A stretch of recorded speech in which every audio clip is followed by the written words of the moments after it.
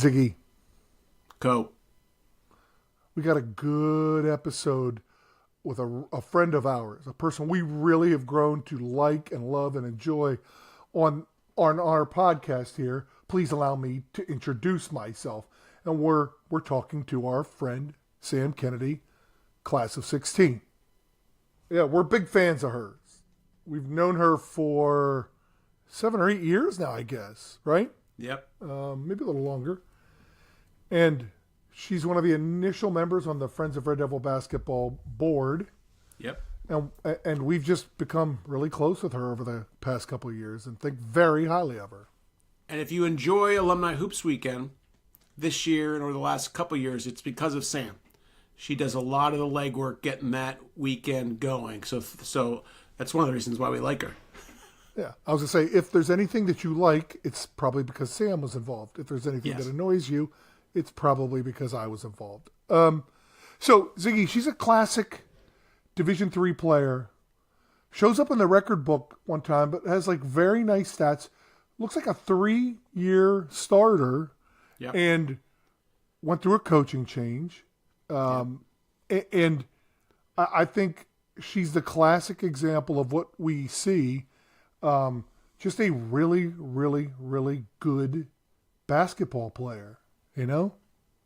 Yeah, I'm excited for this one because there are hundreds of people like this, right? Sam, like you said, was close to a 3-year starter, we think, looking at her stats.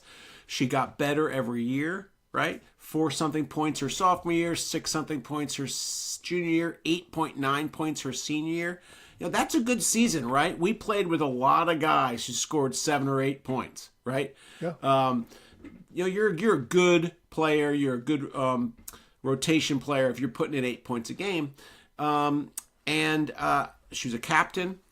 Just a solid college career, and yet not at that Hall of Fame level, right? But like we keep saying, that's not what this podcast is about. We want to hear everyone's story. So I'm really excited to talk to her. Me too, because I don't, like, if she's told us a lot of her hoop story, it's been at the Gingerbread Man at 1 p.m. or 1 a.m., I should say, and I'm not so sure. I'm looking forward to covering some of the same ground again. Let's just put it that way. Exactly. So. Yeah, we nodded nicely, but we didn't really retain much. So no. Right. And as you know, you like to say, we don't. This podcast is not about 1,000-point scorers or team MVPs or stuff like that. It's about the people that we know that played. Look, I mean, you know, maybe more than anybody how hard it is to score 1,000 points. Right? This seems like the beginning of our new segment, Make Fun of Cope. Go ahead. Yes. Please continue. Yes. I can't wait to start the segment with her and the start Make Fun of Ziggy. Because Ziggy, by my count, she probably tripled or quadrupled your scoring output. I'm going to have to take Not quite quadrupled, but it's close. Right. Yeah. Yeah, we can't wait to talk to her. Let's go to Sam and let's get her story. Let's introduce Sam Kennedy.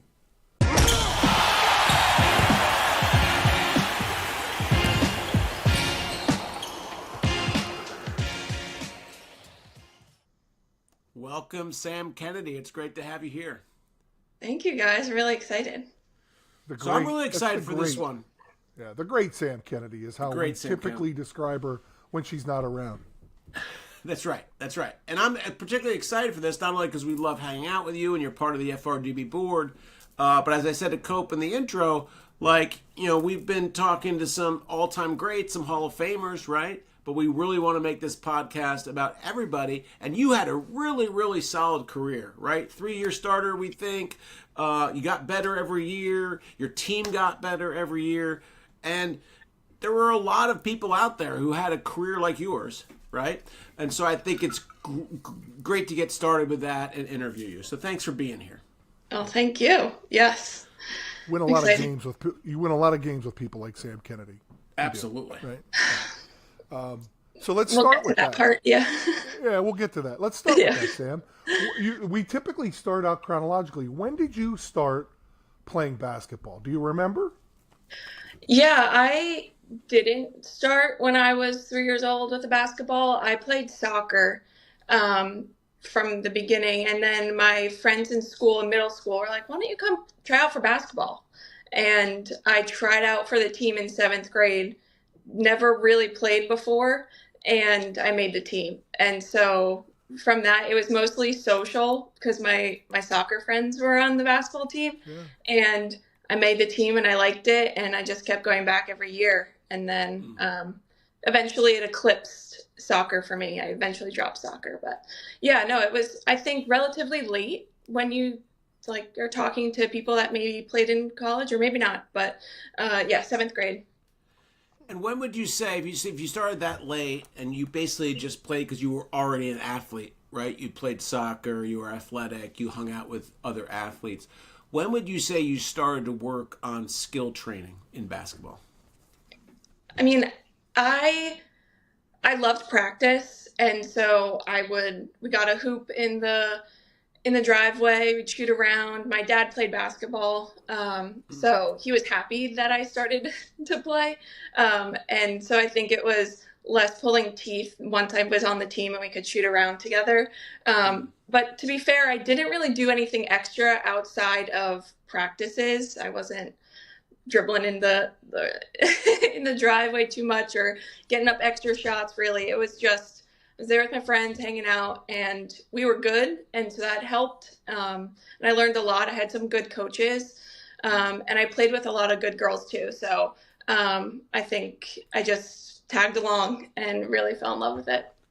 Well, let's start there as well. Where did you grow up? Tell me where you grew up, where you went to high school. I went to Chatham High School, just the public school. And the basketball program was very good. It always had been. There were girls that went on to play. A couple girls went D1, but D3 as well. And my freshman year, they had a really strong senior class. So freshman year, I made the JV team. And the seniors did amazing. They always did states. We always made the county tournament, things like that. And then my sophomore year, I made varsity, and I was starting varsity, and I started for the rest of the years.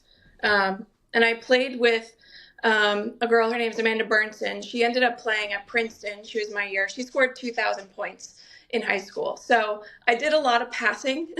I knew a lot of plays. And my role had always been defend the best player on the other team. Okay. So that was kind of my role in high school, and then it honestly became my role again through college as well. So, but yeah, I played with a lot of good people, and our program was very strong in high school. And you're 5'7", is that right, Sam? Yeah, 5'8" in basketball shoes. Yeah, on the Okay. roster. So were you Yeah. always tall for your age? And did that affect where you were put on the basketball court and what position you played? I think I was always a guard. In high school, there were taller girls, so there was no post action for me there. Going to Dickinson, I think our average height for most of the years were 5'10", so we were all pretty much the same height. But yeah, no, I played guard, and I wasn't the best dribbler, so I was the shooter sometimes when I got the ball. But yeah, couldn't be a point guard, so definitely a 2 or a 3 in a lot of the plays. I like the idea that Sam Kennedy is like a 3 and D. Doesn't really dribble much, but defends everybody and shoots jump shots. Yeah, right? and honestly, I know the plays back and front. I know everyone's positions where they have to be. So out there on the court, I'm bossing people around. So it's very, especially through high school, because we were playing with some girls that they played lacrosse, they played soccer, basketball wasn't their number one sport. And, they were running out of bounds plays, and it's oh, what do I do? And so it's just organizing everyone in a split second was kind of also my role. I'm going to compliment you, Sam, though. You said you didn't start playing hoop until 7th grade. You're at a program that has very good teams. You played JV as a 9th grader, and start as a sophomore, junior, senior. Whatever you were doing things right, because that's a 3-year starter in high school at a really good program is pretty impressive. Did you play AAU and all that stuff? I did. I think New Jersey, especially when I don't know what other states were doing, but when I was in high school, AAU was pretty intense. I played an AAU team, but I didn't choose the most intense one. There were people that took it a lot more serious, and I just, again, did the fun team with my friends, and played outside of like the high school season. But I was doing it for fun. I wasn't really doing it, to be recruited to the best school or anything like that, or to try to be better. It was mostly to stay in shape between basketball seasons. But yeah. So when did the recruiting path start for you? When did you first realize, hey, I might be able to play in college? When did you start? When did you first hear from a college coach? I don't remember which it was, but I think going into senior year of high school, I was playing around with the idea of maybe I could play in college, and my coach in high school was very supportive. Again, highlight tapes together, but I didn't know if I wanted to go to school to play basketball or not. So I kind of applied to all different types of, schools I'd play at, schools I wouldn't play at. I want to say Dickinson was the first school. I don't know if that's true, but the coach was like pretty persistent. She would come to high school games and things like that. And so I just remember being recruited heavily by the Dickinson coach. And, I liked the attention, I guess, and I had a good visit. And so Dickinson was always in the back of my mind going through the year. Any other Centennial schools interested in you? No, the only other overnight I did was Washington and Lee down in Virginia, I believe. But not in the Centennial Conference. Yep. Okay. So I'm not done with you in like middle school and high school yet. Okay. So you're growing up in New Jersey, and this is like 2009, 10, I guess, probably, right? Yep. Did you have a hoops hero? Was there a player you loved watching? Was there a team you loved, like Knicks, Nets? Like, were you a Vivian Stringer at Rutgers fan? Like who did you have anybody that you followed as a kid? Not really. Nothing that really comes to mind. I think in middle school on that seventh grade team, we would go and watch the varsity high school team, and they were always very good. And so I always looked up to those girls. And so I think it wasn't really on my radar, like the WNBA and like all those other teams like that. It was just, we're playing basketball in town, and these are the good girls in town, and they would run our camps during the summer and that kind of relationship. And so that was kind of the motivation to be like, oh, I could be them one day, kind of. Ziggy's thrilled we're talking New Jersey hoop. He's just thrilled. Who were your rivals? Like in high school, did you have one? Did you guys have a? Yeah, Hanover Park comes to mind. Milburn, we always played. But yeah, the Morris County tournament that we would play in for counties, like, was always competitive. Morris Catholic, yeah, I thought it was very, very competitive. Okay. Yeah.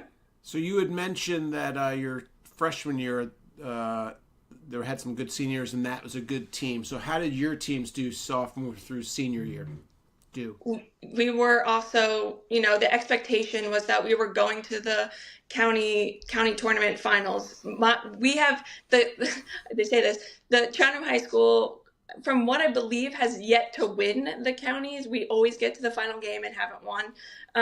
But then from there, going to states, the farthest we went in states was actually my sophomore year, I believe. But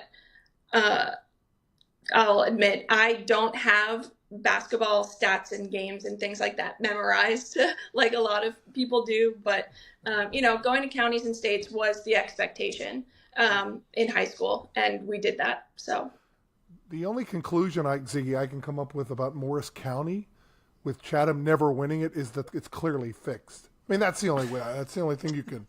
But there's no way Sam Kennedy doesn't win one of those if she's in them. It's clearly fixed. That's the only conclusion we can come to. I mean, yeah, I don't know. It's like a cursed gym that we always play in. I don't know what it is, but it's just we could never do it. Fixed. That's Crazy. it. All right, so your teams are good. You guys go to states. You don't live and die with your team statistics. You have better things to think about, which is Well, probably. they weren't that high. They were nothing to brag about, I guess. Well, I mean, I'm talking about your team. Yeah, yeah, yeah. Oh yeah. Yeah. Okay, so you're being recruited by Dickinson, and you Washington and Lee. Anybody else that you remember that's calling you or sending you messages or coming to your games? Um, for some reason, Carnegie Mellon was also randomly in my head as a D3 option. But yeah, no, it wasn't. It wasn't really Dickinson. I liked the school the most, so I think that's also why, in my memory, it seems like it might have been the only option it could have been. I don't really Did remember. did you know what you wanted to do back then? Like, were you of the mindset that you knew what you wanted to be when you grew up? Oh, absolutely not. No, no. I loved school. Like I loved school. I did well. I liked math and science. So I knew I'd kind of end up in that realm. But what I'm doing now, I didn't even really know it existed until I was in grad school, honestly. So I, I just no. That's so Classic common. example. Yeah. I tell all my mentees and all the students that reach out to me, I say, I didn't even know that the job I've had for the last 25 years existed. Right? It's very common. Yeah, it really is. And you said something there, Sam. You said you liked I think you said you liked the campus. I think that's if I memory serves me. Was there something about it that you liked? Because I've not been to Washington and Lee or Carnegie Mellon, I don't think, but those are great schools. I mean, was there something that you remember that made you think that? I liked how the campus didn't feel too big. And I also had a very positive overnight at Dickinson, and connecting with the girls. So every time I visited, it was a positive experience. And Dickinson is 3 hours from home from Chatham. And so I just wanted it to, it felt like another place like home. It felt comfortable and I could see myself being successful there. It wasn't too big, honestly. I felt like I would get lost at a big school. And so it just felt comfortable and it felt right. And it just never had a negative feeling about it. So I always kept coming back to it. And I like to ask this question: how do you feel about the Klein Center? Well, so the client, the gym itself was interesting watching the track team run around you, like sitting at practice and, the pole vault is, it's just crazy in there. Yeah. I was there before they renovated the front part of the Klein. And so, when they added that new shiny part with the gym and all that, that was exciting. But I mean, it was fine. It was kind of on par with the other gyms I had seen. Yeah. Okay. Yeah.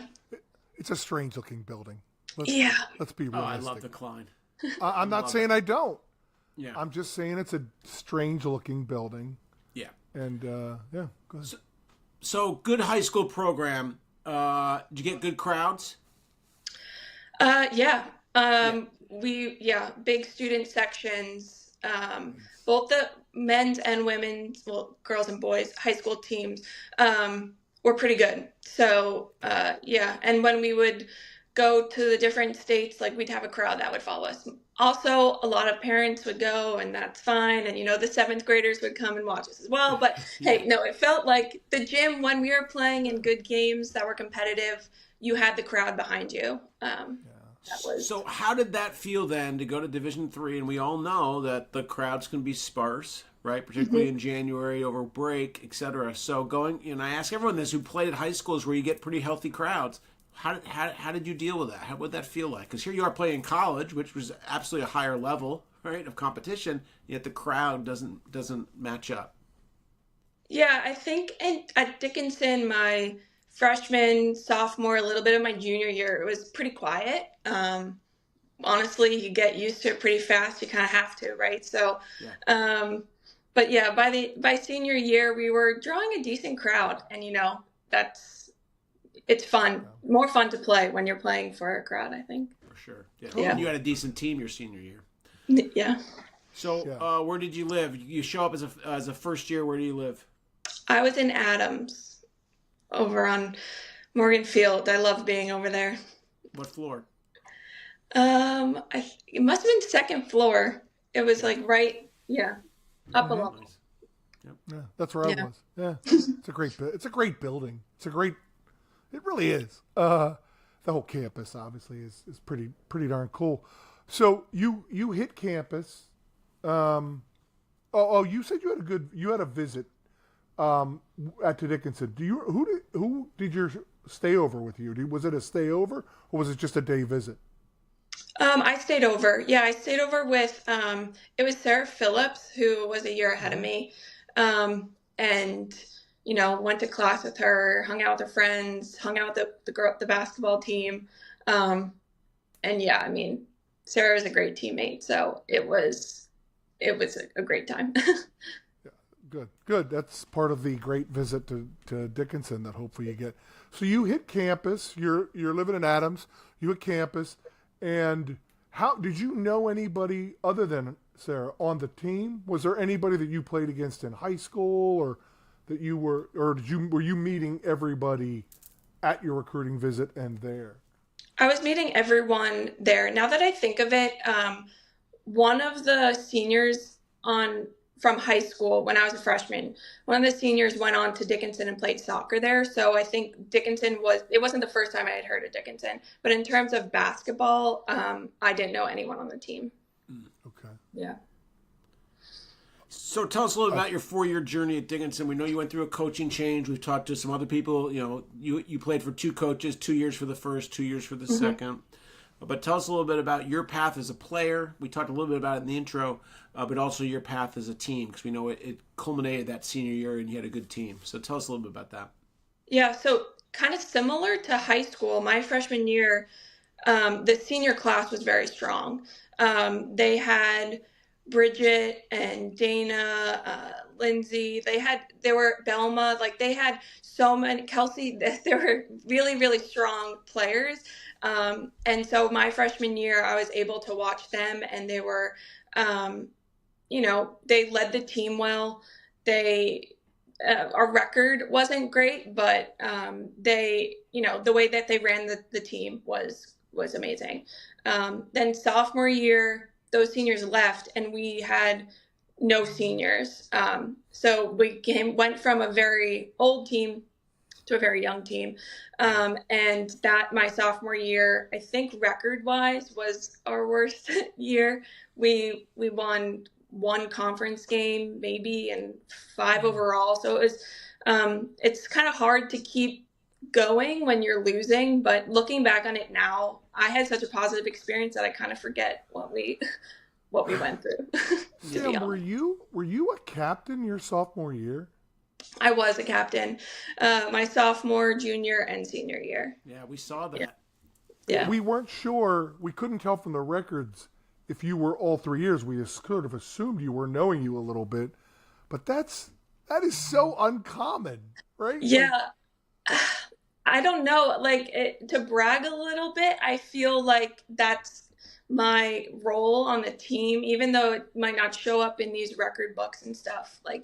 I took on a leadership role, especially that sophomore year with no seniors. There were 3 juniors, if I remember correctly. So kind of just stepping up into the leadership role on and off the court, and got recognized by being a captain. And so that just, yeah. Yeah, we had Meg Shelley Dapp on, and she too was a 3-year captain. I asked her how her captaincy evolved over those 3 years, right? Because unlike some of us that were just a captain for 1 year, meaning 4 months, we couldn't really grow in the position, frankly. You had the chance to grow in that position. So how did you change your approach and what you did between your sophomore year and your senior year? Yeah, so I think, like you said, I had 2 coaches. And we also had a decent amount of turnover or girls leaving, between my freshman year and senior year. So it was kind of to have some consistency and some not rules, but like morals and culture of the team that can be held through all of those changes was important. You know, we show up on time, we show up prepared, we show up for each other, like those types of things through all of the like hard times that we went through as a team. You know, and I think by senior year that the culture we had on that team was awesome. We were playing really well, which was awesome. And it felt like the team, we were all friends, right? Like we were all in a good place. And so I think leadership wise, I just wanted that to happen because I think in those, you know, sophomore year, there was tension, you know, from all these external factors, which might have impacted the team a little bit, but it was important to like, come on, let's get our culture going and we can, you know, brave all these hardships that might happen. Like keep what we can, do what we can do. So it's funny. Knowing you a little bit, Sam, I'm not surprised by what you just described, but I'm like, how are you not a 4-year captain? If you're thinking like that, like I'm sort of laughing at this going, man, you were very thoughtful about this. Did Coach Henry ask you to step in to be a leader, or were you establishing yourself as a leader? Were you like that in high school? No, I mean, I was and still kind of am pretty shy. So like, I think my leadership is more on like the one-on-one level. In terms of sophomore year with Coach Henry, I think there were a couple of us. It was me and the juniors, the 3 juniors. So there were 4 captains, right? So it wasn't like I was leading this whole team. This whole team. It was a team effort in that way. But yeah, I don't know. I think it wasn't something I had ever gone after, but the coach kind of assigned me. Even when we got a new coach junior year, that one might have gone to a vote, if I remember correctly, or you know, some type of say from the team. I'm sure coach had final say, but yeah, it was. I mean, you were successful, right, as a leader. I mean, you mentioned your sophomore year, you won 5 games. Your junior year, you won 7, right? And then your senior year, you go 16-10. You make the Centennial Finals. So you brought the team out, right? And your leadership, obviously, there's players involved, but like you did it. Right? Yeah. You went through a tough period, and like, you know, the men's team right now is going through a very tough period. And I have a mentee who's a junior, and I keep telling him like, you can get out of this, right? Who knows what you could do this season, but also between your junior and senior year, right? You got to find ways to come out of it. Well, Sam, how many so you guys had a great senior class, and then a bunch, they all graduate, and there's a couple of juniors. But how many freshmen or first years came in with you? How many were in your class to start? And then how many did you end with? We started with 11 and we ended with 2. So it was, sounds pretty standard. Yeah. Yeah. It was me and Rachel Sisko were the 2 that made it all 4 years. Okay. Yeah. It's hard. It's hard to play 4 years of Division III basketball. Mm-hmm. It's hard to especially do it if you're not winning 15, 16 games a year. It's just hard. Like, it's really easy to say, I'm just going to focus on my studies. And I have a lot of admiration for people who tough through it and do play, and people like you, and then you turn it around and you re-energize that program. And I have a lot of respect for that. I'm being sincere. Right, Ziggy? I see you nodding. We know what that's like. Yeah, that's huge, right? I mean, those were 2 tough years, right? You're captain both years. You're obviously getting new players, but you brought them out of it, right? And to go 16-10 your senior year and turn the program around, because I think they were good again the next year, and go to the Centennial Finals, that's quite an accomplishment. So yeah, going into playoffs senior year was like icing on the cake for me. After not even being close at all the earlier years, it was crazy. So, Sam, what do you attribute that team? I mean, you guys more than doubled your wins from your junior to your senior year, and you talked a little bit about the chemistry. Like, if you're all friends, I don't know what it's like in hockey or baseball. I don't in basketball, you don't have to all be friends, but you all have to be close. And it sounds like you had that. What do you attribute winning to that? What do you attribute that to? Yeah, so I think I we are all friends, yes, but there was like, the normal team dynamic. So it wasn't like kumbaya that whole year. But I think people really just bought in. I had to go back and look at the record from that senior year, but going into break, we were, let me see, let me not get it wrong. We were 2-4, I think, going into winter break in the conference. And then we came back, we lost the first game back, and then we went on a 7-game win streak.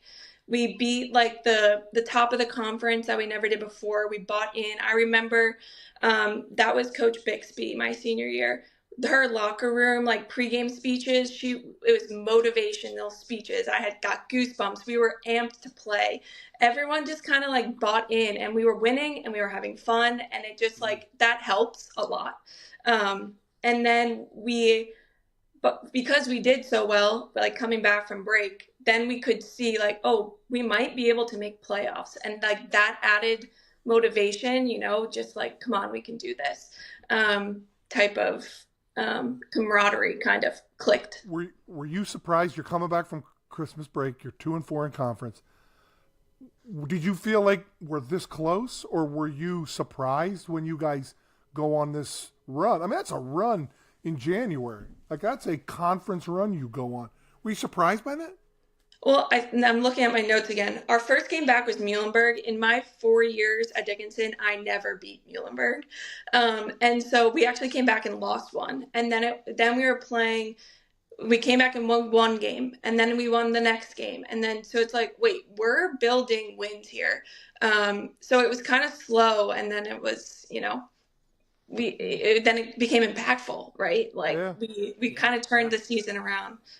Look, it's hard to win 7 in a row, 8 in a row in January and February, right? I mean, you come back from break, you're back for 3.5 weeks alone. There's no one in the Klein, right? I mean, Cope's senior year, we did the same thing. We won 8 in a row. That's tough, and that's commendable. In a very good conference, you guys played. Yep. We didn't play in the Centennial, but you guys played in the Centennial. That's a very good women's basketball conference. And you can't just roll into places and people fold up for you. That just doesn't happen too much. Right.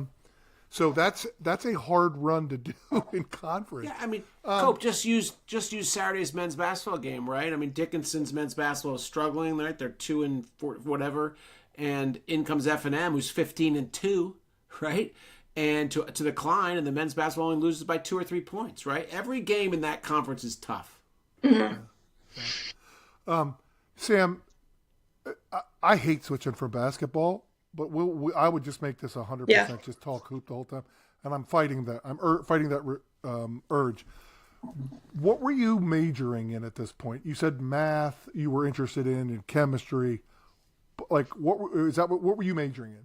Yeah, I was a biochem major and a math minor. So exactly those things. And why is one a biochem major? Like, what did you think you wanted to do, and are you doing it now? No, I mean, I liked the science part of it. I liked the labs. I liked all the lectures. And I knew that I did not want to go to med school, right? So I'm sitting in all of these classes with these kids that are going to med school, nursing, PA, all this stuff. And it's like, well, what am I going to do? And so I started to look at grad programs because I didn't feel like I could get a job right out of school, me personally. I didn't really do any internships over the summers. I didn't have any networking connections. So for me, the answer was more school. And so I thought about going to pharmacy school. That ended quickly. I knew I couldn't get through that program. I can't get a flu shot. So then I found... So then I found the program that I ended up doing, which was a Master's of Public Health at BU University. They had a department called Biostatistics. So it was basically my major and minor combined. So it was the numbers of, that. So I had applied to that program. I gotten into that program. And then after Dickinson, I was up in Boston doing that. Yeah, you just lost Cope when you said biostatistics, but that's fine. I'm we'll like, get back. damn it, Yeah. I should not have gone off of basketball. Now my hair's starting to hurt. Damn it. Exactly. Yeah. Well, by the way, let's shout out. I mean, you can tell she's a quant because she did her own stats research prior to this podcast. Thank you for that, by the way. Yeah. This is why we love her, but this is why she's still a bit of a mystery to me because I don't understand why somebody would do that. What she just talked about. So how long a program was that? How many years? Yeah, it was a 2-year master's program. Okay. And then after that, I got a job at a clinical research organization. I worked there for a couple years, and now I'm working at a pharmaceutical company. Okay. Doing what for them? I'm a programmer, so they run clinical trials, and I help analyze the data from that the trials that they run. She is such a quant, Ziggy. No wonder. And what are you coding? Are you coding Python? What's your language? SAS is my main one. That's old school. That's what I've been using for 30 years. Interesting. Yeah. Okay, good. I don't know any other languages. There's a big push to learn others, but I'm kind of stubborn, so I haven't taught myself any other ones yet. Can we bring it back? No. I don't even know what the hell we're talking about right now. Yeah. And well, that's great. And you're in Boston area, is that right? Yep, in Boston. Yeah. So, Sam, can I ask you a little bit about Friends of Red Devil basketball? Because you've been Ziegler and I talk about this a lot, and a lot of the whole thing started with a bunch of the men's players, alums, and it sort of grew, and then we made sure we tried to include all of the women that we knew who played hoop, right? And you guys came in your group, and you guys have been my absolute favorite part of the Friends of Red Devil basketball. I mean, it's the absolute best is what you guys have brought to this group when we got formal about it in 17 or 18, Ziggy, whenever it was. But did you, what made you want to get involved in the first place? Your team was close, I know. Was it just an extension of that? Yeah, I think I had a positive experience through Dickinson for a variety of reasons. And I loved the basketball team. I loved the girls that were on it when I was there. And I came back for alumni weekend, right after I graduated. And, it was to see my old teammates at first while they were still playing. And then once they graduated, it was an excuse for our group to see each other once a year. And so it was kind of just to maintain what had happened, like senior year, And so I know that my experience, it might not be what everyone has, but I think through Friends of Red Devil basketball, I come back and I participate because I want people that if their experience wasn't lightning in a bottle at Dickinson, they can still come back for Alumni Hoops weekend and meet people that they didn't play with and still have a great time and make more memories in that way, So it started because I had a positive experience, but I think the weekend has grown into, it's for everyone, right? So, that's why, I guess. Oh, go ahead, Ziggy. So that's a great plug for the organization, Cope. Well done. Yeah, well, and it wasn't intentional, but she said, you're such an integral part of this group, Sam, and you are one of my favorite parts of the Friends of Red Devil basketball fun. You are Friends of Red Devil basketball, you and what you represent. I just think your crew has brought so much more fun and energy and a different perspective.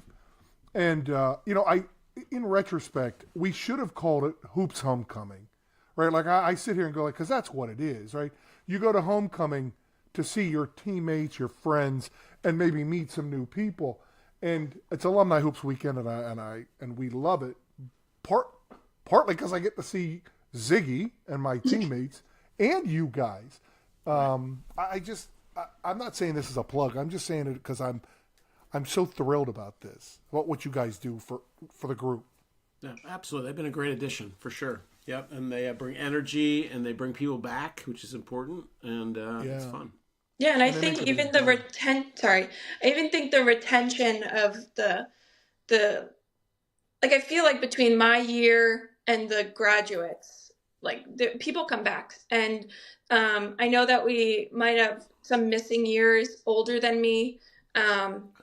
We would love to find them, but it's just, we want anyone there that wants to be back. And so, yeah, we'll see. Our numbers have been really good the last couple of years. I know this is a plug. I almost wore my Alumni Hoops Weekend t-shirt, but it was a little too cheesy for that. But we say this all the time, Sam, but we want to get over that 100, right? We've been in the mid-80s the last couple of years. We want to hit 100. So yeah. When Sam, can I go back to hoop for a second? If you look back and you have one memory that you just really prioritize on the court, in a bus, in a locker room, is there something you point back on? Boy, that was on the court or related to basketball. That was my favorite moment. Do you have one? Maybe not a moment, but my senior year, I lived with Rachel Sisko, the other senior, at a house basically across the street from the Klein. And I just felt like it was an open door policy. Anyone from the team would come over at any time. We'd roll over into practice. During winter break, those were always my favorite. We would be cooking dinners in our, in the table that we play beer pong on. We'd have dinner at over winter break. Like, it was, that house to me is so special, and it has a lot of memories. And so when I think of back on that, it's that house that we lived in. It was definitely a lot of memories in that house. Yeah, that sounds great. Yeah. Can I ask Sam a beer pong question? Oh, no. Because, Sam, if you look over my shoulder, you'll see back-to-back Sigma Chi beer pong champions. Did you guys play with paddles or just all throwing? How'd you play? What was your game? All throwing, yeah. Okay. And then we mix it, yeah. 21 cup. Yeah. That's a generational difference. That's fine. Yeah. All right, Sam, let me ask my question. I ask everybody this question. Okay. So what experience did you have playing hoop for Dickinson, again, on the floor, in the locker room, or over at that special house that you just mentioned? What experience did you have that you think best prepared you for something that you're facing or have faced in your professional life? I think that, wow, what a great question. And I even had some prep time, and I can't come up with a great answer. Okay, so in my current role, I'm a programmer. We're a team of programmers. We work closely with the statisticians, which we all kind of work on the same projects, but different departments, right? And so kind of what I said about, leading the team with different people, different personalities, and those types of things. When I came into this role at my current position now, it felt like everyone were just doing the process, but it could have been done more efficiently. And I kind of came in and say, like, hey, let's work better together. And I think we'll both be benefit from this. And so I actually kind of started to lead the initiative on our two departments working better together, and instilling some processes there. So I think it came from, that leadership. And if you see something that could be done better, do it better, or at least try to make it better. It's a great answer. Yeah. It's a classic answer of you taking something that you was instilled into you and you practiced all the time, and then just applying it in another setting? It's a perfect example of a very good question. I love it. That's great. Yeah. So, Sam, is there anything that, like, you're going to Dickinson, you then go to grad school, you move to Boston. Is there anything that your team is still pretty close? Do you guys stream games? Do you watch them? Or is it like, not everybody does it? I was just curious. Do you guys still do things together outside of Alumni Hoops Weekend? I think not. Yeah, not as like a whole group. Since graduating, there have been some weddings where, the team would be invited and we'd go there. But no, we really do use the weekend to see each other. I see Mary and Helen. I talk to them mostly. So like throughout the year. But no, we really do try to come back Alumni Hoops Weekend and, remember to tell the same stories we do every year in the G-Man. But I don't know why it's so fun, but it really is. I don't. Yeah. I don't either. I agree with you. It just is. I don't know why. Yeah. So well, last year I sat with you and Mary and Helen on Saturday night at the G-Man for hours, and that was fun, right? We could tell you our stories. They're new to you. Exactly. Yeah. Well, I'd like to hear them again this year because I love, and that's a great Helen Roberts and a great Mary Martin. Like we just are, just some of our favorites. You guys are some of our favorites because you guys you've done so much with us for this alumni group, and it means a lot to all three of us. It really does, and so Ziggy, you got any other good ones for? No, this has been great. Thanks, Sam. Yeah, thank you guys. It's been awesome. I could talk to you guys all night. You're the best. We'll do it at G-Man. Yeah. Sounds good.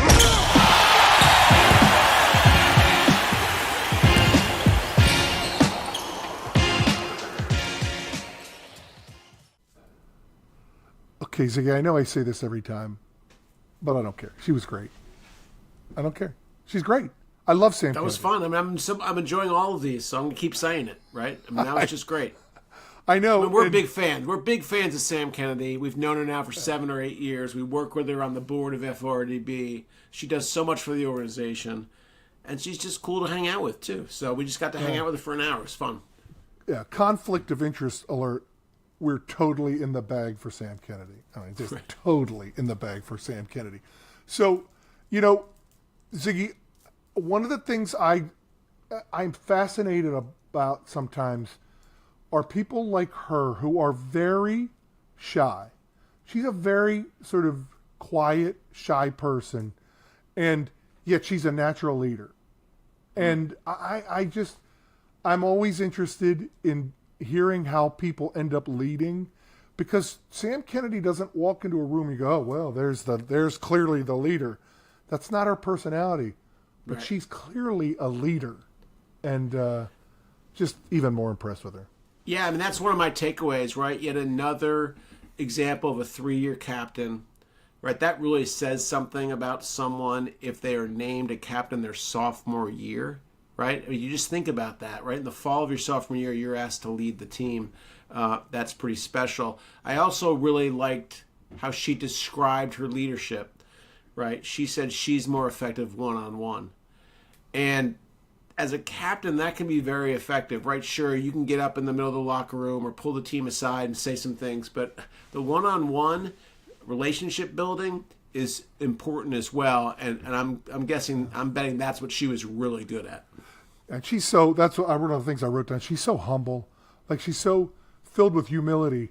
I'll bet she's really good at it, though. Yeah. And that's so imperative in small groups like basketball teams. And I'm not surprised. And we know how close she is with her group. And we see it.